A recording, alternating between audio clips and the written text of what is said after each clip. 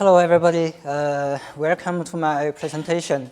I'm going to talk about something of tracing the biosignatures from the early Earth and Mars by the combination of Raman Spectroscopy and micro-FTIR. So first, what is biosignature? As my understanding, so anything that can indicate the existence of life could be considered as biosignature. But as a geologist, I'm interested in the organic carbon. Why is carbon? Because so far as our understanding, life should be composed of organic carbon. So this guy is made of metal and minerals, and the others are made of carbon. So that's why I'm interested in the carbon.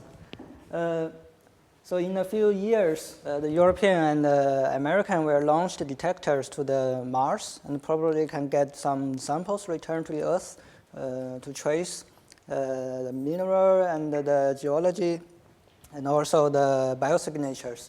So the facilities installed on the detector include the Raman and the infrared spectrometer. The targeted localities include siliceous deposits on the Martian surface, because the siliceous deposits was precipitated in the aquatic environment. So that means if there was water existed, probably there was life. So according to that mission, we start our research. So we select some samples, one from the UK, the Rhynie Chert, and we select the plant fossils and the fungi fossils, and the bitter spring sample, and that's from Australia.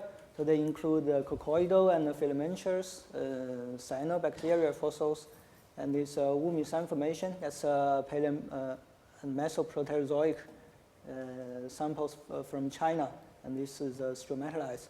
So all of these samples are Chert, including the fossils. So we used mostly the Raman and FTIR. So this FTIR is from the Max Lab in Lund, from the huge synchrotron. So that enables us to analyze the micrometer scale, so we can focus the spot on the sample at 10 or 15 micrometer. So in that case, we can study the very small scale structures. So here I give a very brief introduction of Raman because Mark and the scientists has already introduced. So from the organic matter in the sediments is usually the amorphous at the beginning with this disordered structure. And afterwards, they will experience diagenesis, metamorphism, and finally, if it's a high temperature, then it becomes the graphite. This is highly ordered. So from this disordered to the ordered structure, the Raman spectrum changed gradually. So here, because the structure of the molecule is complex, so there are so many different peaks here. And if it's a pure graphite, then it has only one G peak. So from the parameters of the peaks, we can calculate the peak metamorphic temperature. So that's why it's used as a geothermometer. So there are different calculations. And this IR, the infrared spectrum, indicates the different vibrations from the functional groups. I'm interested in this region. If we zoom in, then we can see some peaks here at this position and here. This is usually used because this indicates the vibration of CH3 and CH2. So the ratio between, the intensity ratio between them is defined as this R32. And this value indicates the branch index. So that means if it's a higher value, that means the carbon chain is more branched. So this is used in previous study. They found that the eukaryote, prokaryote, and archaea have different R32 values, because the eukaryote usually has long straight chain carbons in the membrane lipids. So that's why it has a low R32 value. So this is the result we have from the Rhynie chart. We can see this is a plant stem. Here, if we zoom in, we can see the cell structures. And if we measure the cell wall and the protoplasm, they show somehow different. And here also the epidermis, the extracellular carbon, and the cell wall, they have different Raman spectrum. And the fungi is different from the host plant. You can see here. If we summarize the result with all different Raman parameters, like the ratio, intensity ratio, the width of the peaks, the area ratio, so we can see they have systematic difference. So that means this difference in the Raman spectra is not error, it's a systematic difference. And the temperature we estimated according to the Raman parameters, that's from around 200 to more than 300 degrees. So I can explain this. This is not only indicate temperature, but also the heterogeneity. I explain this later. So here is the bitter spring sample, the coccoidal and the filamentous cyanobacteria, and these laminated and clotted organisms. So there is no cell structure, but here we can see the cell structure here. They also show somehow different between every individual fossils. But if we summarize the result, so the coccoidal and the filamentous and the laminated clotted organic matter, they have some heterogeneity in each type in some extent, but together they don't show the significant systematic difference as the Rhynie chart of the plant. So this is Wu-Min-San stromatolites. So we can't see the obvious cell structures in there. So we measure the organic remains in the stromatolites, and they show somehow a difference, but because there's no structure of the cell, so we can't identify that from the morphology. So in order to further study the cell structure, we make the Raman map from the Rhynie chart. So here, these two columns indicate the intensity of these two peaks. So this means the carbon concentration in the cell structures. We can see the cell wall has a little bit higher concentration of carbon than the protoplasm, and this is fungi, is organic enriched. But this column, you can see this is important because these are the two ratios between the two peaks. So this indicates the structure order. So that means the cell wall is more ordered than the protoplasm, and this fungi is more ordered than the host plant. And here, this extracellular organism, organic carbon is higher than the plant cells. Here is from the bitter spring cyanobacteria. We can see we can distinguish cell structure from the concentration of carbon, but the structure order of the carbon is somehow homogeneous. We can't see the structure heterogeneity in the cell structure, and also in the filamentous fossil. So here we need to think what's the reason for this the difference. So one of the most important is peak metamorphic temperature.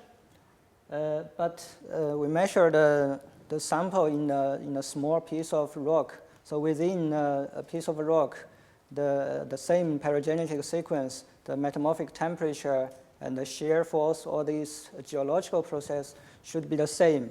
So this cannot be the reason. And another reason is the mineral templating effect, which means if the organic matter experienced metamorphism and generate bitumen and oil, this remobilized carbon, the mineral surface could play the role as a template, and the carbon molecules stick on the surface and gradually form a graphite film. So that means if the rock, because the rock contains minerals, so it can increase the structure order in very small scale, the micrometer scale. But in our samples, the fossil exists first, and then subsequently is permineralized. So that means the carbon exists there earlier than the mineralization. On the other hand, all the carbon in the fossils have been permineralized. So that means if there really exists the mineral template effect, so it will influence the everything. So it cannot cause the structure heterogeneities in the micrometer scale. And the polishing effect could be the reason. That means if we make a thin section of the rock, we polish the surface, this will cause the disordering in the structure order. But we avoid this by focusing the laser beam in the subsurface. So that means the sample we measured in the subsurface is unpolished. So this cannot be the reason. So then we can interpret that all the heterogeneities we see here indicate the different carbon precursors. But we need more evidence for that. So the best way is to extract the biomarkers from the fossils. But so far, there's no techniques to analyze the micrometer scale biomarkers from the fossils because it's mineralized. So then we use the infrared. We measure the cell wall and protoplasm and this epidermis and the extracellular carbon and these stromatolites. We see they are different. They have different IR spectra. If we summarize, so this is the Raman data indicating the structure order, and this is the IR data indicating the branch index of carbon chain. We see they have correlations. The straight carbon chains seems to have more disordered structure. And it's very interesting. This is a plant. That's a eukaryotes. They distribute in this correlation, and this is prokaryotes. They distribute in another correlation. We made a hypothesis that because they have different carbon precursor, for example, the cell wall, usually, according to the modern observation, they usually have these kind of molecules, the cyclic molecules. And in the protoplasm, they usually have the nitrogen, phosphor, and sulfur, this kind of heteroatoms. So this makes the carbon structure more disordered than these cyclic molecules. And this fungi has different molecules. And these epidermis usually contain some compounds like wax. This is a long carbon chains. So that's a straight carbon chain. So that's why this epidermis is more disordered and low efficiency in the graphitization in a geological process. And if we put together, it's easy to see the cell wall and protoplasm have different molecules. Fungi have different molecules. So that's why they have different structure order.